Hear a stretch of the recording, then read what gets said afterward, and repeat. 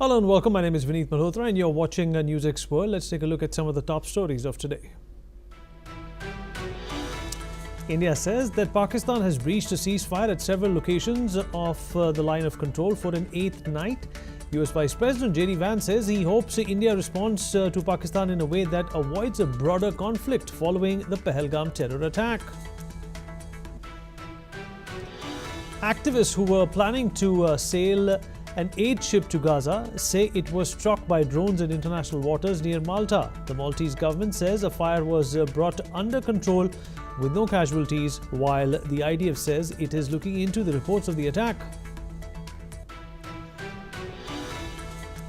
US President Donald Trump has ousted his national security advisor Mike Waltz, naming Secretary of State Marco Rubio as his interim replacement. Waltz had faced criticism after being caught up in the Yemen strikes signal chat leak. Ukrainian President Vladimir Zelensky says that the US minerals and resources deal is truly equal, as the US has called it a total economic partnership. Russia says America has broken Kyiv, saying that Ukraine will soon disappear. China says it is currently assessing proposals from the US to begin trade talks amid ongoing tensions following tit-for-tat tariffs. Meanwhile, Japan says its $1 trillion in US Treasury holdings are among the tools for Tokyo to use in negotiations.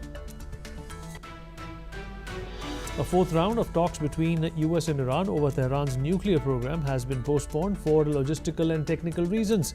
Talks between Iran and European nations set for today have also been postponed. Well, a federal judge has blocked Donald Trump's administration from using the Alien Enemies Act to deport Venezuelans from Texas, saying it is unlawful. The little-used wartime law had been used by Trump to deport alleged gang members. The final hours of campaigning are taking place in Australia ahead of the federal election tomorrow. The cost of living, energy and welfare among the big policies, with current Labour Prime Minister Anthony Albanese set to face up against coalition leader Peter Dutton.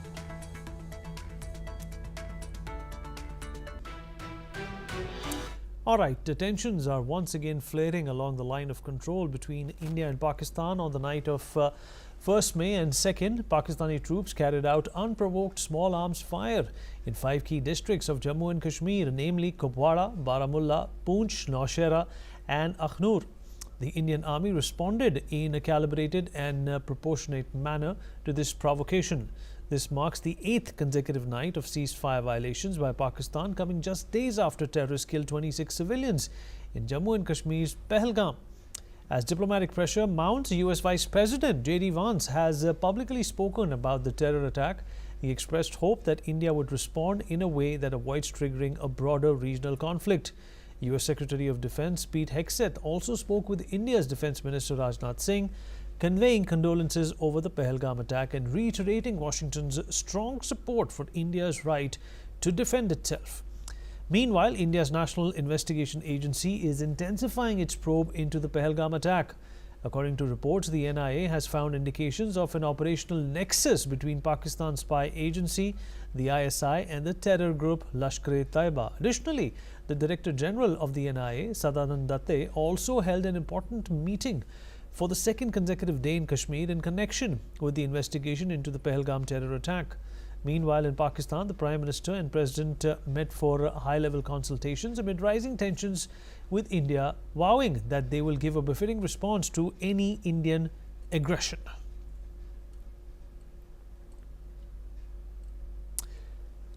All right, retired Major General S.K. Singh is joining us on the broadcast. He's a defense expert. General Singh, appreciate you being here, sir. Well, first up, let's try and understand that the NIA is going to find out who's done it. The Indian forces are going to catch these people and they are going to punish them. But the fact of the matter is that so far, Pakistan has been completely denying these allegations, saying that this is a false flag operation by India and Pakistan has no involvement in this. It's a old narrative that Pakistan has peddled in the past as well. Your thoughts?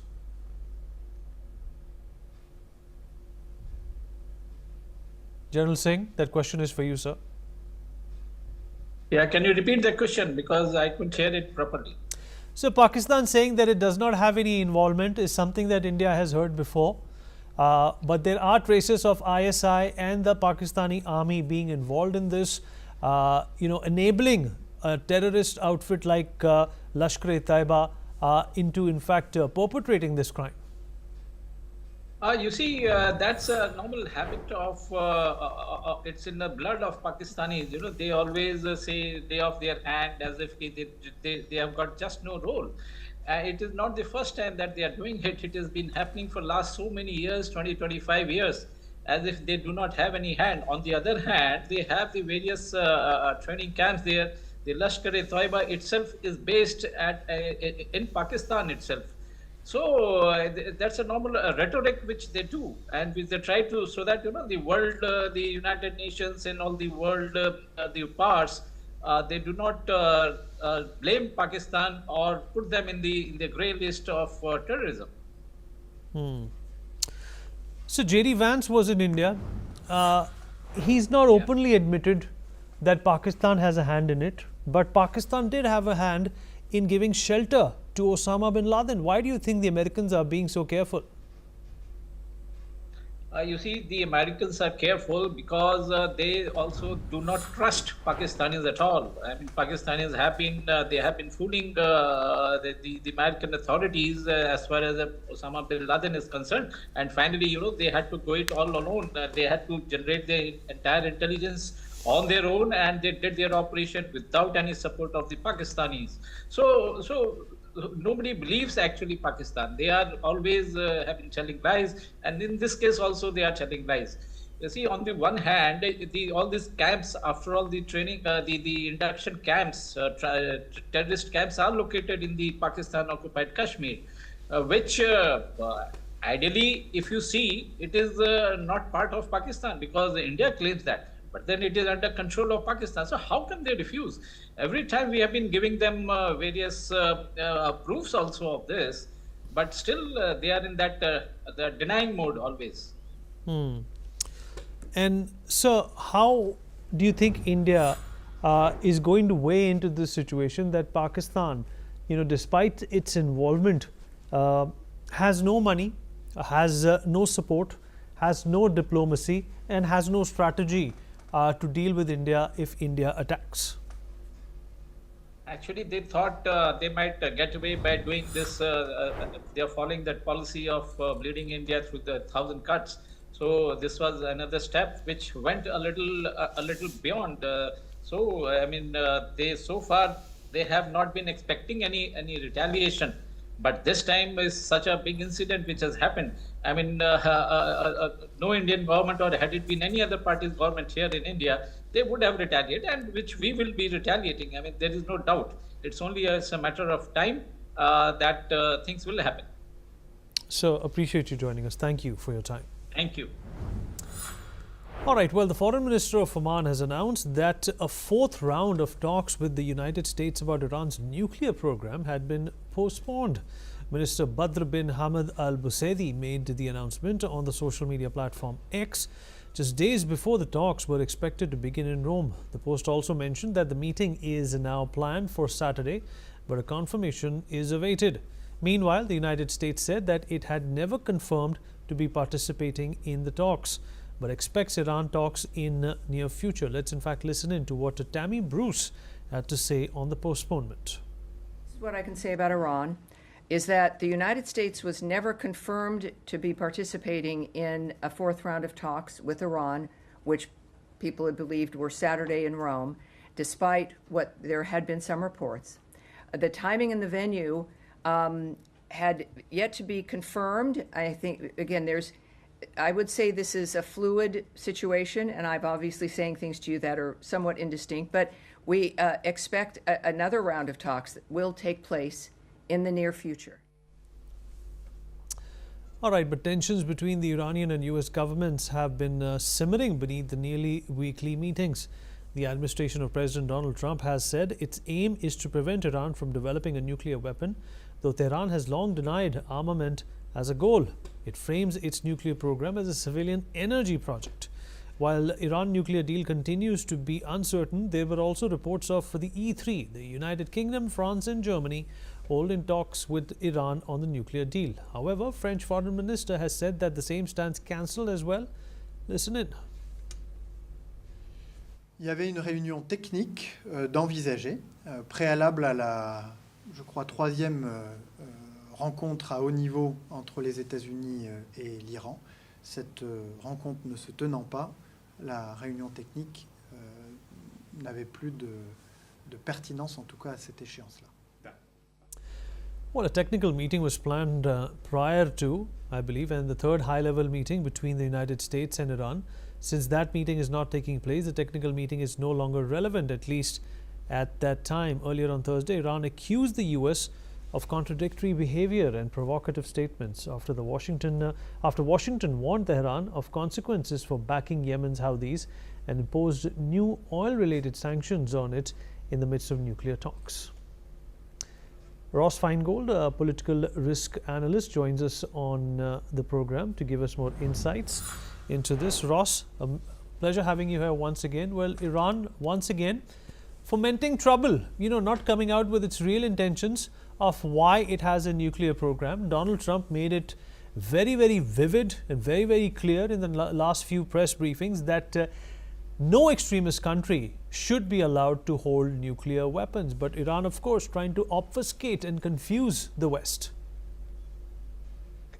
President Trump's position is very clear.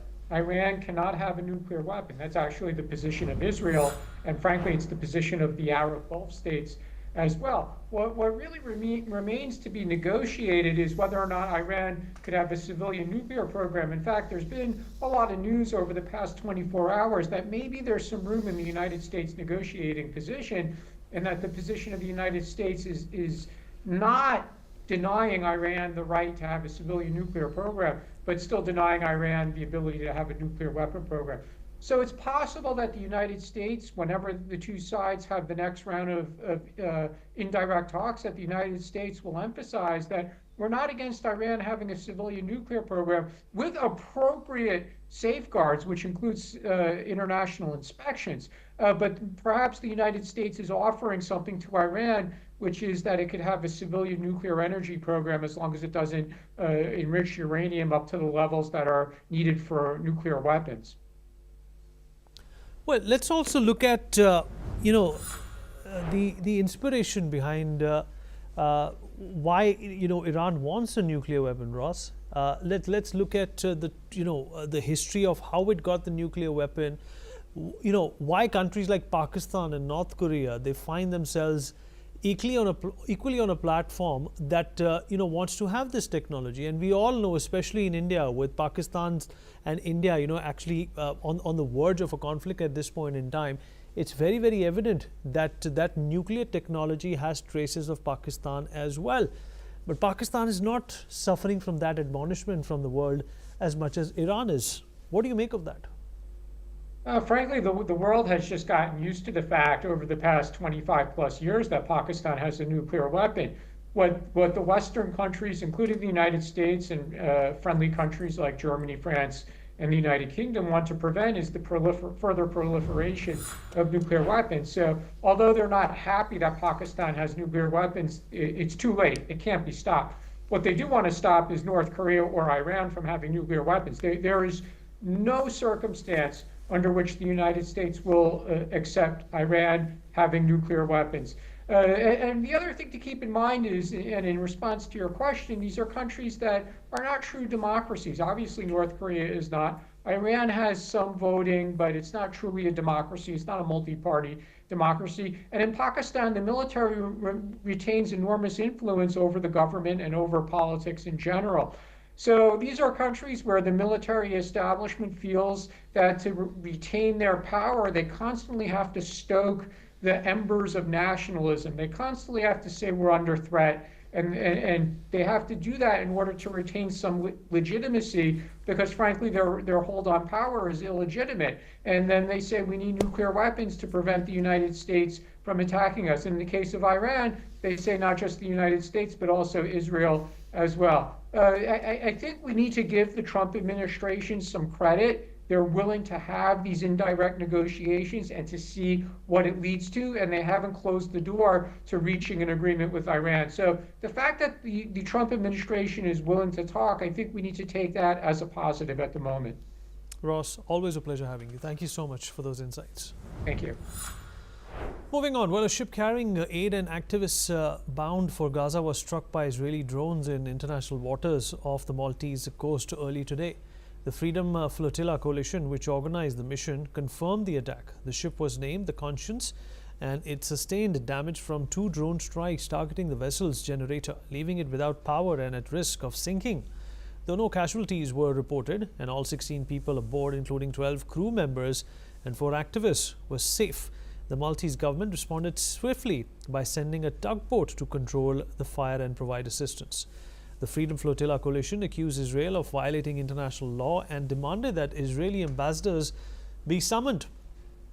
This attack comes as Qatar and Egypt mediate a potential truce to end the Gaza conflict, which includes proposals for a formal ceasefire, the release of hostages, and a full Israeli withdrawal from Gaza. Here's what a Swedish activist, Greta Thunberg, had to say on this.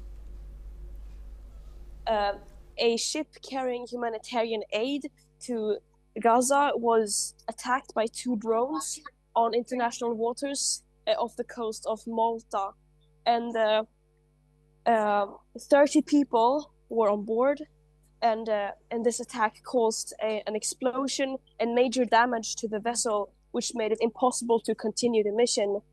And these 30 people are okay, but it is still an emergency, and I was part of a group who was supposed to board that boat today to continue the voyage towards.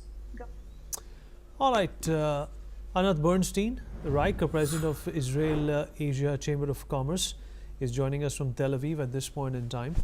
Anat, appreciate you speaking with NewsX World.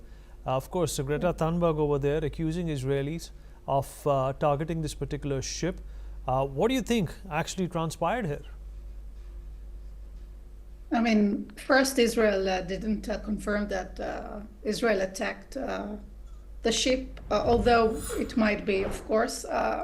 It's not that flotillas with pro-Palestinians are doing this provocation. I mean, it's really a provocation because in 1 or 2 ships you cannot bring an aid. It's just to bring to the attention of the world, and they knew that they will be taking and not be allowed to reach the Gaza port. So it's just a provocation. I would say that when you hear Greta Thunberg, it even sounds childish, I would say, and this is very typical to Greta Thunberg. Since 2010, when the Marmara flotilla left the Turkish port on way to Israel, it was clear that those flotillas doesn't make sense. It's just to bring attention to the world of the situation. I can understand them. They want to provocate, but it never succeed. And in many times, those ships are carrying actually arms and ammunition to Gaza. So definitely Israel cannot allow those ships to reach the Gaza beaches. So this is really not an issue. I would say it's even more interesting to mention that 2 ballistic missiles from Yemen by the Houthis were targeting Israel today at 5:30 in the morning, and just an hour back there was another attack from Yemen. This is more important because those missiles from Yemen really cause damage to Israel and to all of us. And I don't think that many are talking about it, that actually on a daily basis, Israel is being attacked by the Houthis in Yemen. And I didn't hear anything in your program about it, so I would like to bring it to your attention. Well, thank you for bringing that up, Anat. But let's also talk about, a so-called truce being brokered by a couple of countries who in the past have been accused of harboring and helping Hamas. What do you make of that? I wish we would have a truce. I mean, I think that Qatar and Egypt and US are trying to reach a ceasefire. We still have till date 59 hostages held by Hamas. Out of them, 24 are alive, and we need to release them after 18 months of inhuman conditions that they are kept in Gaza. Offer was given to Hamas, let the leaders leave, let them, Hamas, let other organizations manage Gaza, and we can reach a ceasefire.